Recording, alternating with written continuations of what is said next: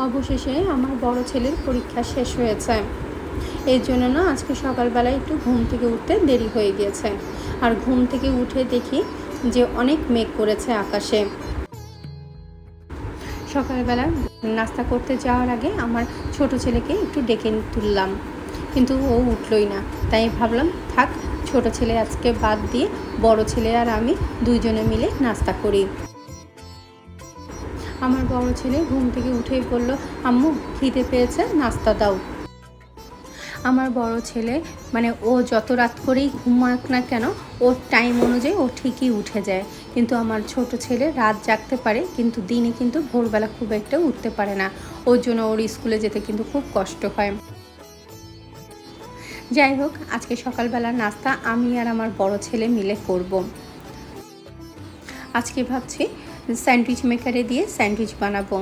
এর জন্য প্রথমে সসেসটা ভেজে নিয়েছি আর দেশীয় চিজটা একটু স্লাইস করে কেটে নিয়েছি। এর মধ্যে বাটার, একটু মেয়োনেজ আর সস দিয়ে ভালো করে মাখিয়ে তারপরে সসেস দিয়ে আর চিজ দিয়ে দিয়েছি। স্যান্ডউইচের উপরে বাটার খুব ভালোভাবে মাখিয়ে দিয়েছি।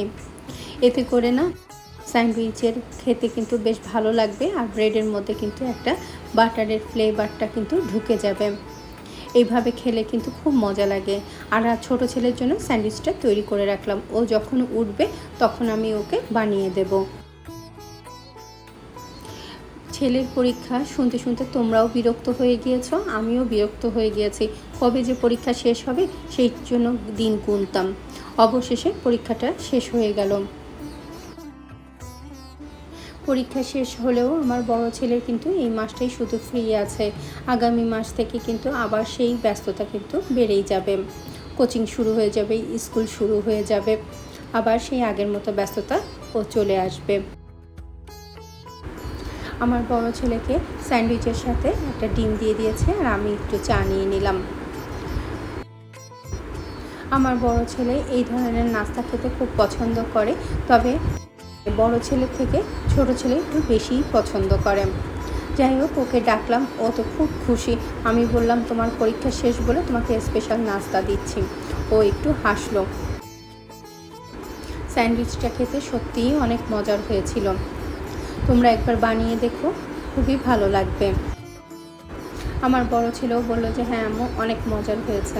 আমার বড় ছেলে না খুব কম কথা বলেন জানো।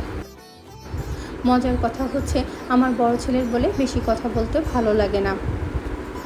আমার বড় ছেলে বলল, আম্মু আমি আমার রুমে যে ল্যাপটপ দেখবো আর নাস্তা করব, যাবো? তেমন যাও তুমি। আর এই পাশে আমার ছোট ছেলে দুপুরবেলা উঠেছে, উঠে বলল যে আম্মু আমাকে নাস্তা দাও। ওকে রান্নার মাঝখানে নাস্তা তৈরি করে দিলাম।